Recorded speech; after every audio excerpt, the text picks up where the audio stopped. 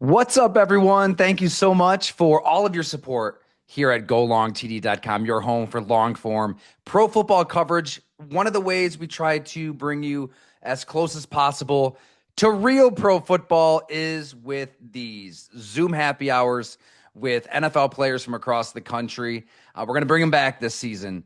And first up, Allen Robinson, the former NFL Pro Bowl wide receiver, shares many stories from his Bears days, his Jaguar days. What's it like catching passes from Matthew Stafford in LA, Jared Goff in Detroit? I've chatted with Allen Robinson a bunch of times in the past and wanted to give you all an opportunity to do the same, to hang out with a beverage of your choice. And hey, let me know which player you want to hang out with on a Go Long Zoom happy hour, and I'll do everything in my power to make that happen. So for those who couldn't make it, here's the replay with Allen Robinson in video here and as well as audio. Thank you so much, everyone.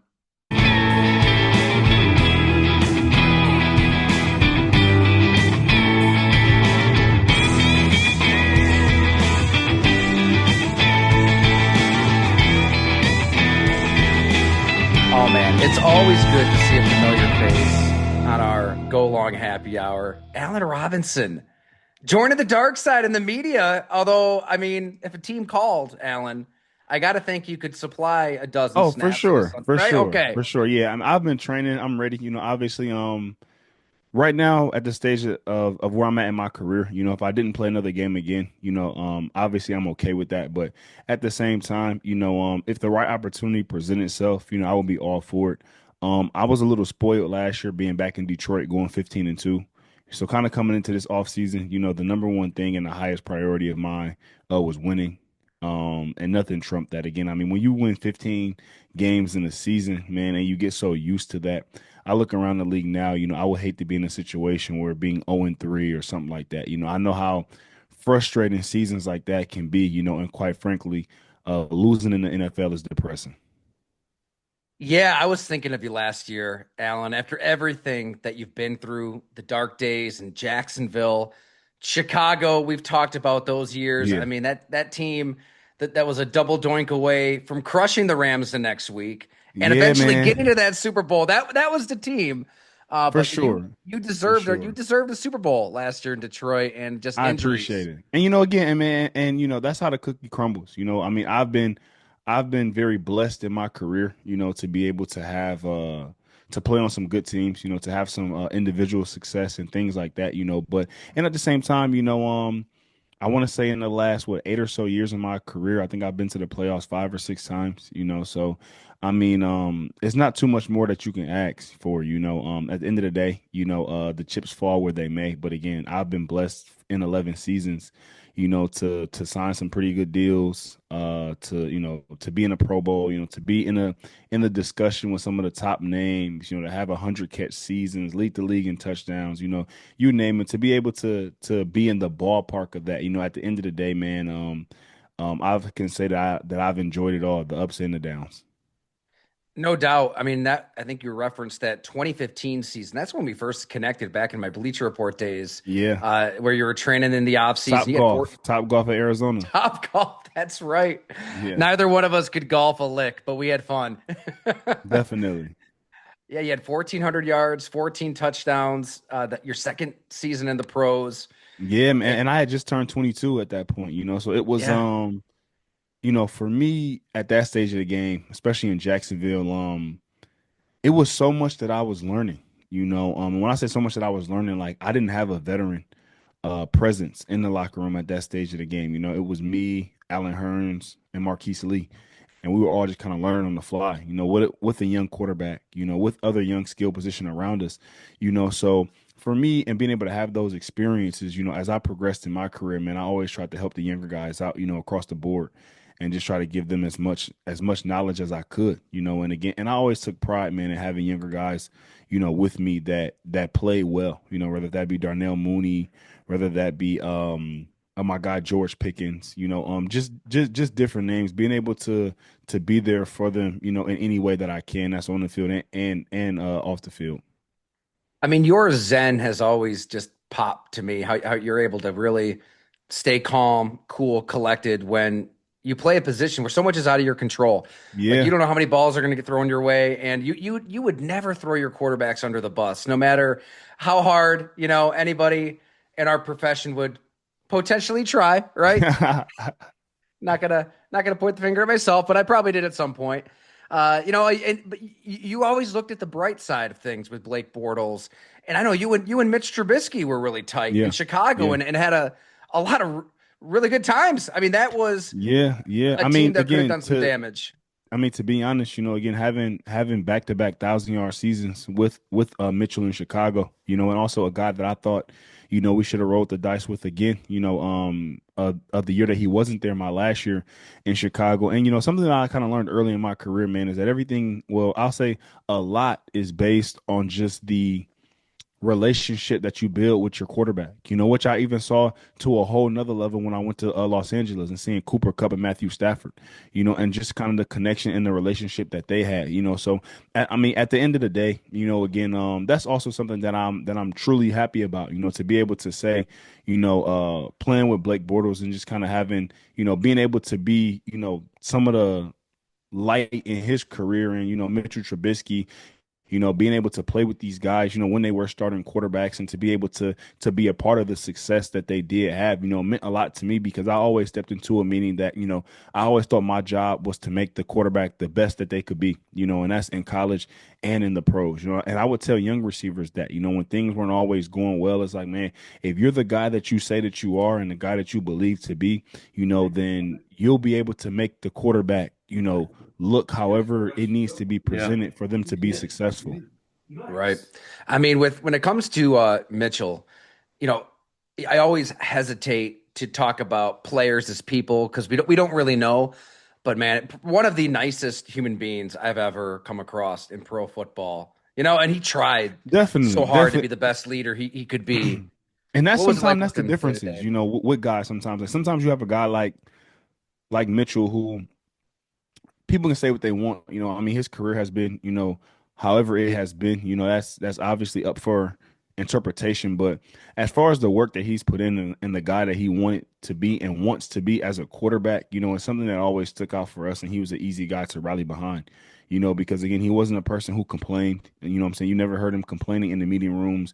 He would always take accountability for things. He would always try to get the guys together, whether that was thrown in the off season or Tuesdays at his house during the season and things like that. So when you have a guy that's putting in the work, that's always trying to continuously be better, it's easy to follow and easy to rally behind, and to be honest, very very respectable. And I think that for us in Chicago especially, that's why we had some of the teams that we had. And the years that I was there with him, we didn't have a losing season.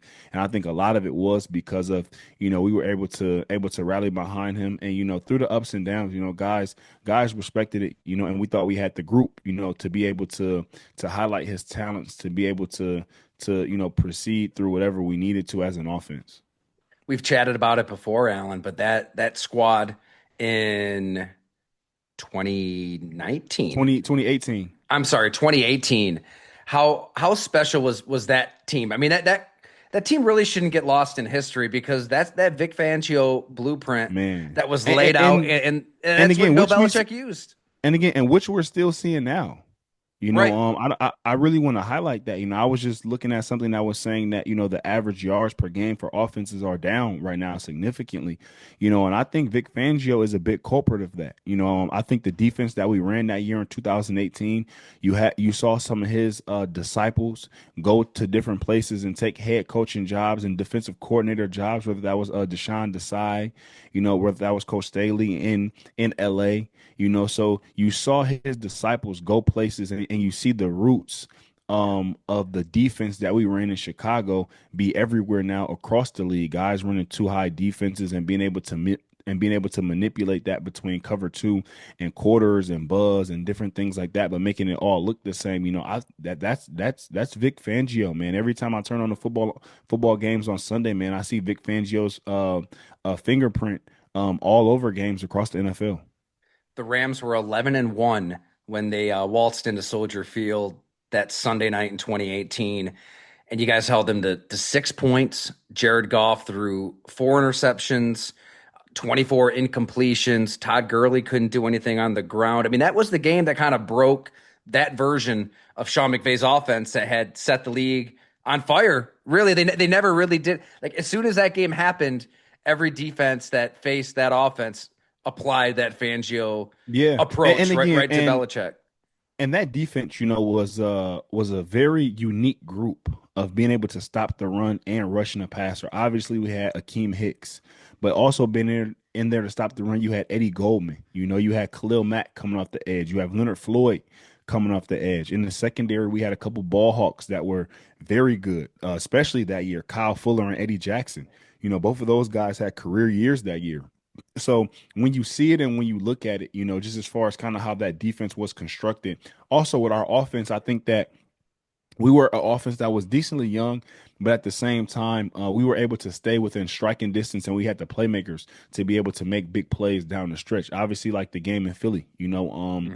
when we needed to kind of catch fire, if you will, as an offense and needed to make the plays, we had all the playmaking ability across the board. But unfortunately, that double doink, is something that will forever live in the minds of us players and the Chicago fan base. I know it. You look at that throw. I think Trubisky made it to you. I mean, he's under pressure. Yeah. He steps up, drops it right in the bucket was like a corner route. He was a corner out. So, and even in that situation, again, when you think about plays like that, for us, we had so many options off of that play. When it was cover two, I would take it a little bit higher.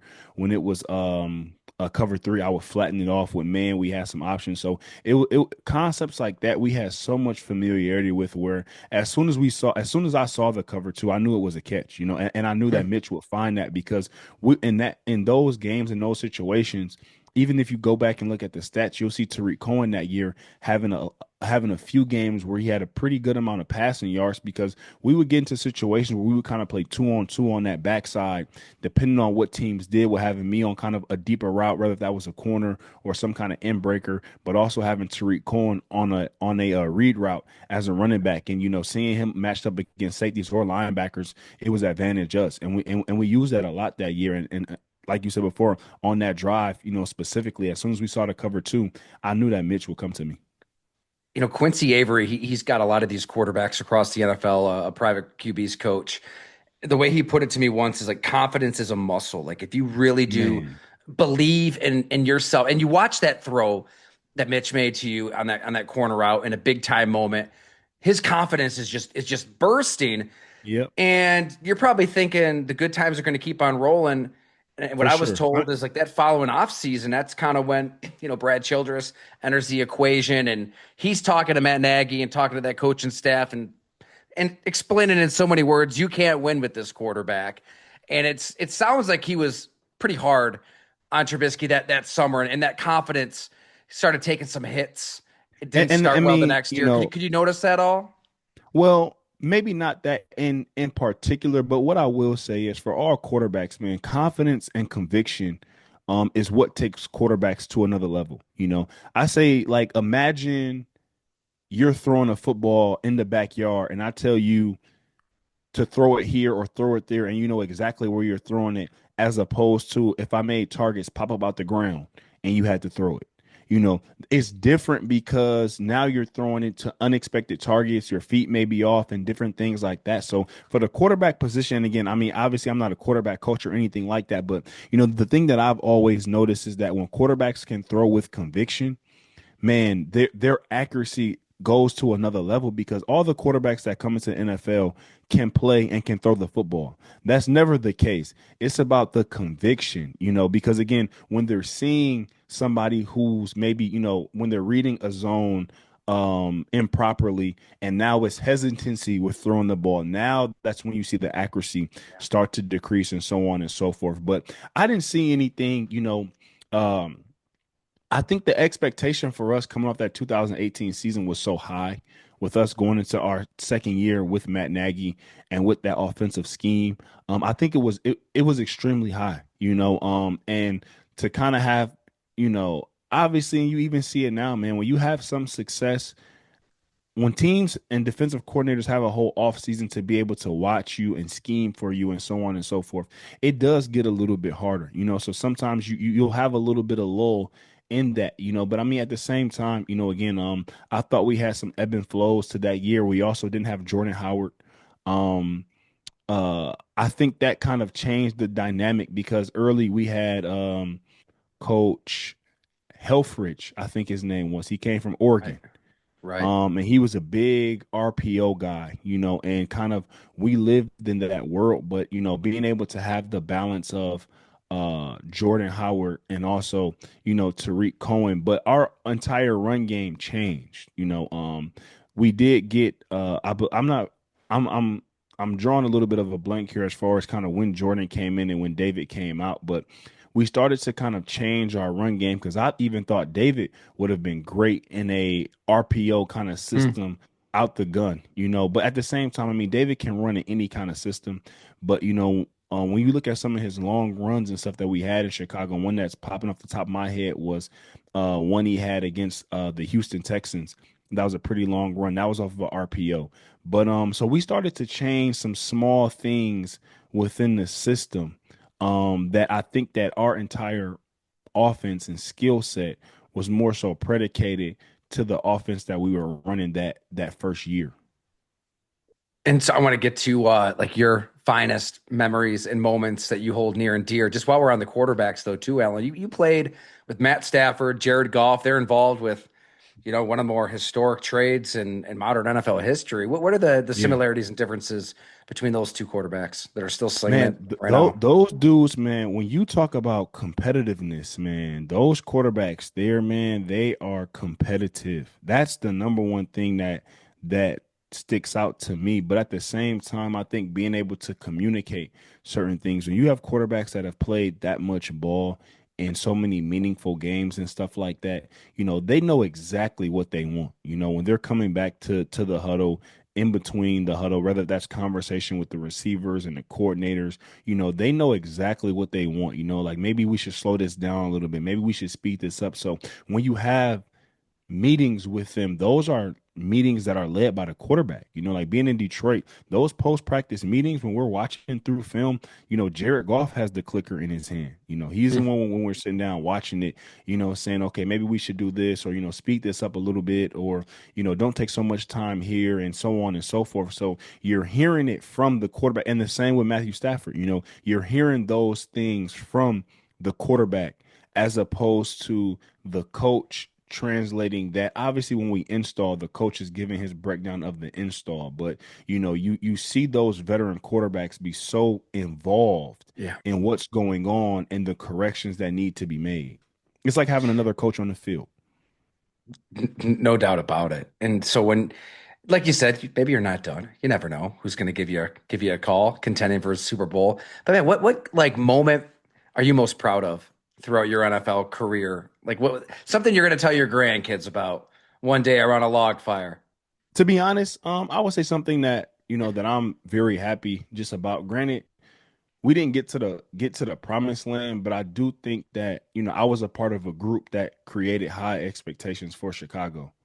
And obviously I know it's a city that has won before and so on and so forth, but I'm saying like when I got there, they were coming off of a losing season and so on and so forth. So to kind of be the group that kind of sparked to get into the playoffs twice over the 4 year span that I was there, I think that was exciting because I left Jacksonville coming off of the going to the AFC Championship, and a lot of people, when I was going to Chicago, and that was a place that I had been eyeing. When I was kind of about to be a free agent, it was a spot that I had my eye on. I'm a Midwest guy.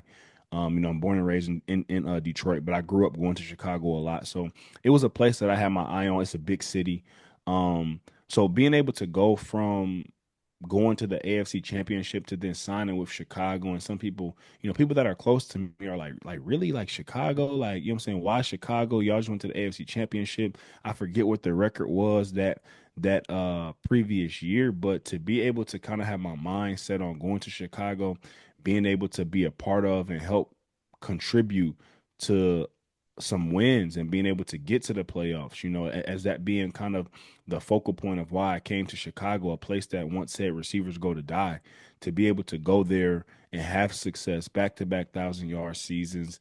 I think I broke some playoff single game records against the Philadelphia Eagles. 100 catch season, so on and so forth, man. Those seasons for me was near and dear to my heart because it was a big step for me, man, because it was I felt like I grew up a little bit in Chicago. I feel like I feel like Jacksonville, I was kind of a kid. I was drafted when I was 20. It was a lot of just learning for me, and once I got to Chicago, it was kind of me taking the next step and kind of, being more so of a leader and kind of, leading the troops a little bit. And when I look back at it, to see some of the players that I helped lead, and that some of the teams that I was a part of, and even hearing, like, I saw David Montgomery was on St. Brown's podcast, and he had a clip where he mentioned me just as far as one of the best receivers that he played with and saw, and for me, those are all the things that I always, that's why I play the game, because playing Yeah. with guys like that, when they see you put in the work, when you're lining up with them, whether if it's him or Darnell Mooney, hearing those guys speak of the kind of teammate that I was and what I brought to the table, even from coach's standpoint, hearing those people speak about me is why I came to Chicago, is why I went about my business how I did, and to be able to have the respect from that crew of people, for me goes a long way. Yeah, you're right. I think they were 5-11 before you got there, 12-4 in 2018. And I know it toward the end. I Eight, mean, we eight, and talked eight, for eight, and that. eight. Yeah, exactly. And like toward the end, I know it ended on not great terms, like with your contract situation. You were so open about it right here at Go Long, and the Yeah. franchise tag. It's just like a nasty um, nature of the business that all players kind of And go again, through. and that happens, and again, Yeah. we see. And it's crazy because now we see the tide turning a little bit, and you see how guys are dealing with some of those things and contracts thing, and it's a lot Right. more openness on their side. They're a lot more vocal and so on and so forth. So for me at that stage of the game, you know, I tried to maneuver through that as much as possible. But for me, again, it was never. When I say it was never personal, meaning it was never personal between myself and the city of Chicago, and Right. everybody that was kind of involved in it. At the end of the day, business is business. This is a big business on both sides for players and organizations. And for me, it was about trying to get something done that I thought what was best for me. But as far as the ending of that, I'll always have love and respect for the city of Chicago, for the Bears. Again, I mean, it's one of those situations. Sometimes, breakups and things like that happen, and they may be a little bit ugly at the time, but when you look back at it, is again, I had to push whatever buttons that I had to do to try to create a certain situation for myself. But other than that, just the overall respect and stuff that I have from the city, the Chicago days from my career will always be an extreme highlight. I know we might have some questions from the crowd here, but last one here, Alan. Like toughest cornerback that you ever faced Oh, in the Revis, NFL. Revis, Revis. easy, easy, man. When I was in Jacksonville, I think that was my second year. He guarded me every single snap. I was, still wet behind the ear, if you will, a little bit. So I hadn't seen a ton of NFL ball. I broke my foot my rookie year, so I played I think 10 games that year. So going into my second year, again, I hadn't saw a crazy amount of football. So being matched up with Revis for an entire Hmm. game, and the amount of looks that he gave me in one game was absolutely insane. I mean, he's playing press man like in my face. He'll bail at the snap. He'll play inside leverage. He'll play outside leverage. He'll quick jam. He'll fake the quick jam. He's guarding me when I'm number 3 at the slot. We had some different choice routes. He already knew if he opened inside that I would probably break out. So he would open inside and then back turn out of it before I even got on my break. So he's doing some things, and he's anticipating and trying to create a reaction from the quarterback, even, what I'm saying, by him, he already knows middle of the field closed, I'm gonna run a corner, middle of the field open, I'm gonna run a post. So what he would do is middle of the field open to try to bait the quarterback, he would open as if he's turning to the post, but as soon as he would open to the post, he would immediately back turn. And for him, what he was trying to do is he was trying to, spark a response from the quarterback to see his hips open, and that the quarterback think, okay, I have this 7. But as soon as he opened his hips, he closed them and back turned to the corner.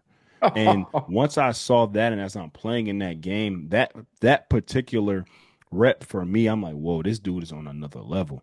After that game, I'm like, yo, I got to get my shit together, man. I felt like I was playing him, and I mean, I still had a pretty decent game. I think I had 6 catches for like 100 yards or something like that, but I felt like I was playing in mud or like I was playing in neutral. Like I was thinking so much at the snap, and just kind of talking to Revis after that game, and we kind of talked ball, and from that moment forward, I kind of took a different approach at the line of scrimmage. From that game forward, my mindset was always being in the driver's seat, and never being reactive to the corner, always making the corner react to me no matter what the situation was.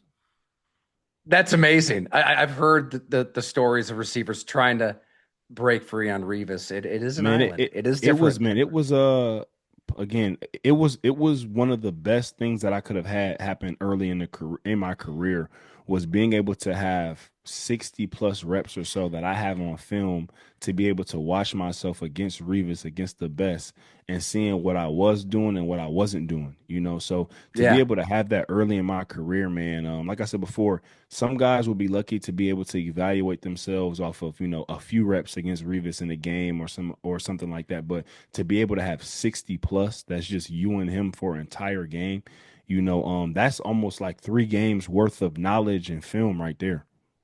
Before you head to your next interview, we got some folks here. They might have some questions. So fire away, guys, if you want to Hey, ask Alan Robinson something here. yeah. Hey, Ty, I got a question for you if we have time.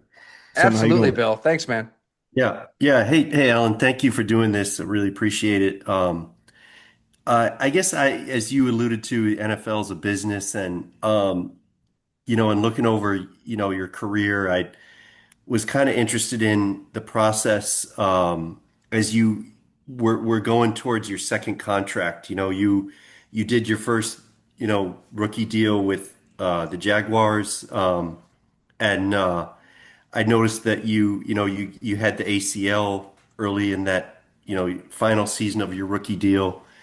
And I guess I'm just interested in how you approached free agency, and did you kind of have to bet on yourself with some of those contract offers where, you were coming off the ACL, so maybe, if you hadn't had the injury, maybe the guaranteed money might have been higher, or, what was that free agency process like? And, you know, um, and I guess from never having played a down football, but that were you able to, you're not able to maybe showcase your speed or talent, when you're Yeah. coming off the ACL. Like, did you? But you obviously you're able to walk in the room and your presence, and talk about the healing process and maybe Yeah, the it was surgeon. Yeah, how that how a- that process was. actually, man, early on after the season, man, two things. One, being injured, knowing the amount of work and stuff that I put in going into that season specifically, it was tough. It was tough, initially, I had trained in Charlotte with Randy Moss for about 2 months. So I just was kind of isolated that entire off season, myself and Randy, every day, we were just, working out, getting it in. And I felt so it was one of my best off seasons, one of my best preseasons and training camp. So I felt, well equipped going into that year, to have a really good season. So to get hurt on the third play of that season for myself, especially in that moment, was devastating. So I took, kind of that moment actually after, before I went to get an MRI and stuff like that. I took kind of that moment to kind of grieve a little bit. And then after that, I kind of flipped the switch into, preparing for what was next, and that's mentally and physically. Obviously, physically getting my knee back right, but mentally just kind of being prepared for whatever was next, contractually, whatever that may be. Obviously, I knew that I may, there was potential that I may have to sign kind of a 1 year prove it deal somewhere, but at the end of the day, free agency is one of those things where there's going to be a lot of different things thrown at you.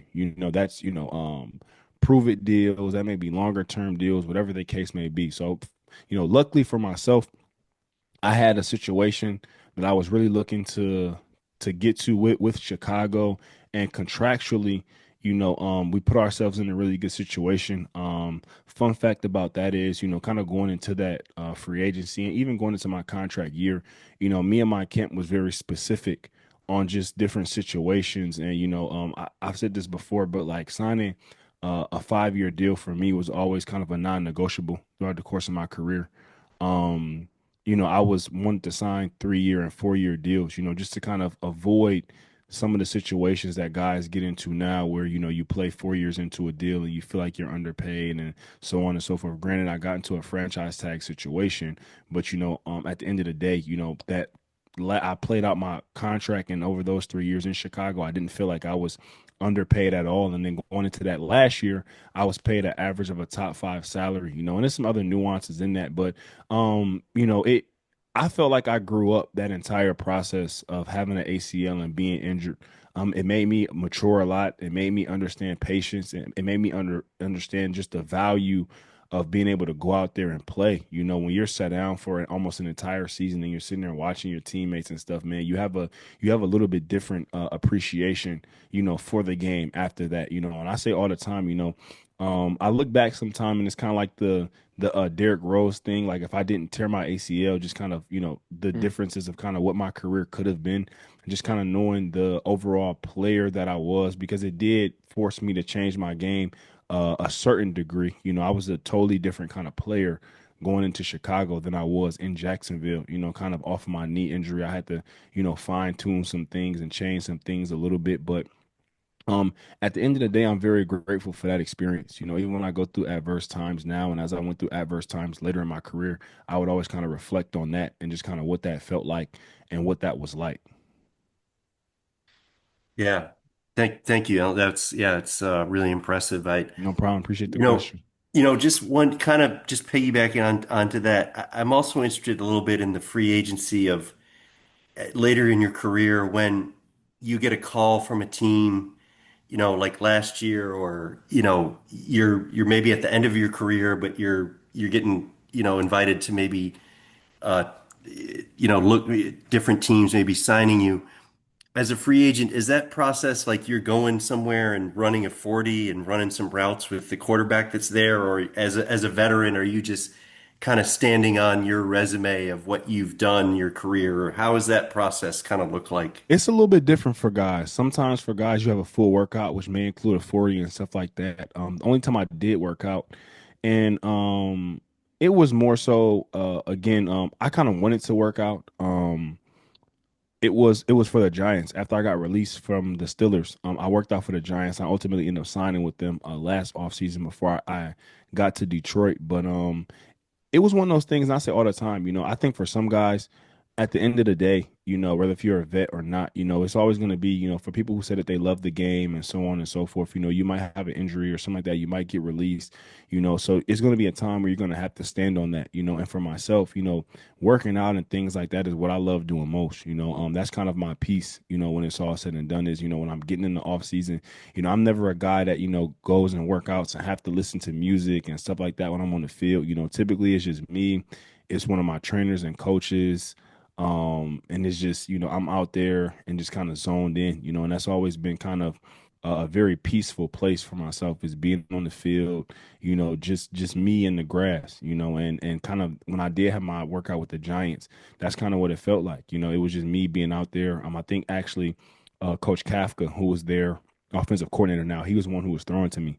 So, but it was cool though, man. And it was my first time, kind of working out for a team since I didn't even work out for teams after the combine. So also I have I executive produced a docuseries that'll be coming out here soon on free agency, which kind of follows five free agents, which kind of gives a little bit of a background to just kind of what that process looks like for different guys and different situations. So I hope that will be able to kind of give the fans a little bit of a insight to what those situations look like.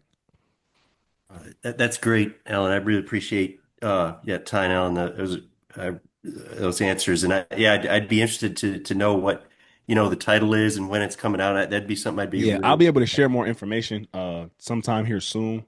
but Great. I can't share too much now. Yeah, But yeah, understood. Understood. Thank you so much. A little teaser yeah, here at Go Along. I like it. Well, no, I know you got to run, Alan, but I do see Tanya in the house. Tanya, if you have a question, let's hear I it. don't have a question, but I will just say I'm a new subscriber and I just got your email and had to dial in when I saw Alan's name on this thing because I'm a Penn Stater. I appreciate it. We And are. yeah, we are. Hey, I love seeing the hat and I was there at the 4 overtime game. We got a big whiteout Awesome. game coming up this weekend. We do. I'm excited. So I'm thank you excited very for it. much for everything you did for our teams back then and I go State beat appreciate it. Oregon. Yes, ma'am. I appreciate it.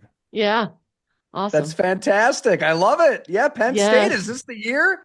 Is I this going to hope be so. yes, it? this is I'm it. just I'm trying to just fly under the radar, take it 1 week at a time, but I'm excited for us this week. It'll be a good Me measuring too. stick game for us to see where we're at and just to see, the direction that we're going in. So, we have some seniors, and it's gonna be a tough place to play, for Oregon, long flight, with them coming to PA. So I'm excited. Yeah, it's gonna be loud. It's gonna be crazy. Oh It my God. will I will And be. say when Syracuse yeah, played there, that press box, this was like 2010. I'm at our student paper. It might have been like Zombie Nation was playing, Yeah, and yeah, that yeah, whole press box was shaking. yeah, I yeah. seriously thought we might be collapsing, and that Yeah, was man. it. It's a fun Texting place loved to play, ones. man. It's a fun place to play. Alan, what's it like coming out the tunnel in a whiteout and playing in a whiteout? It's nothing like it. I can say that, ever since leaving Penn State, even going back to games, it's nothing like playing in Happy Valley. It's a one of one experience coming out, seeing the fans. Every time I go to Penn State, it just gives me chills being in that stadium, just, with some of the games that I've played in and just, seeing how that atmosphere is. And again, and it's one of those things that once you leave Happy Valley, you never get that feeling and that sensation from a stadium again. Yeah, interesting. We'll come back Awesome. often. Will do. I appreciate it. That was great. Alan, everyone, thanks for hanging out here on a Thursday night with the change. This was fantastic. And Alan, let's absolutely, like Tanya said, let's do this again. It's always good seeing you. Definitely. Will do. I appreciate it, man. Thanks for having me on. Thanks so You much. got it, man. We'll see you, everyone. Thank you. Take care. We are. We are.